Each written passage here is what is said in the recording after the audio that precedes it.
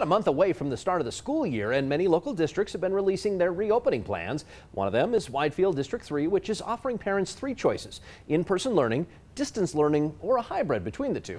News 5's Mayo Davison spoke with some parents from the WIDEFIELD area, including one who plans to keep her kids at home. So Mayo, what did she have to say?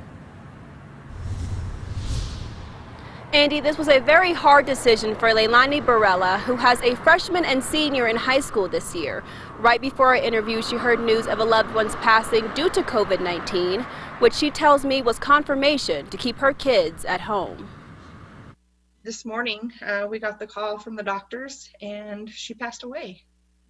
So for me, that's scary because it hits home, because my kids could bring it home. For LEI-LANI, the death of her mother-in-law early this morning confirmed her decision to keep her 2 teenagers home this school year.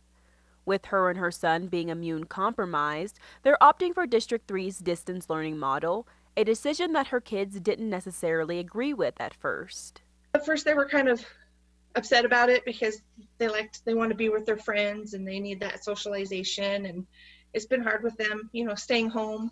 LEI-LANI says she talked with her kids about the dangers of going back to school, and that's when they all decided it was important for them to stay at home. When I explained to them that, if I get sick and I go in the hospital, I don't know if I'm going to come home, because I don't know if, my body will fight it, because I don't have an immune system.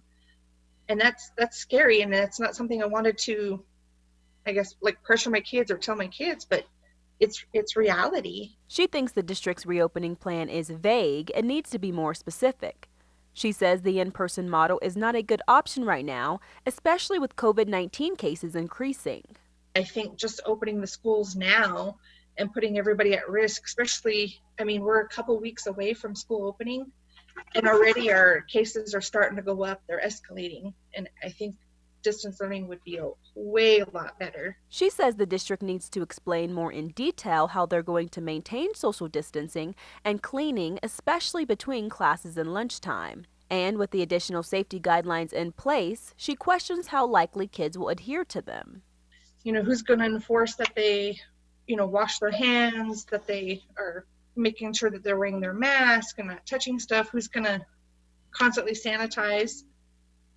She encourages everyone to follow state guidelines and wear a mask. She says whether you're for or against masks, it's important to wear one because it could potentially save someone's life.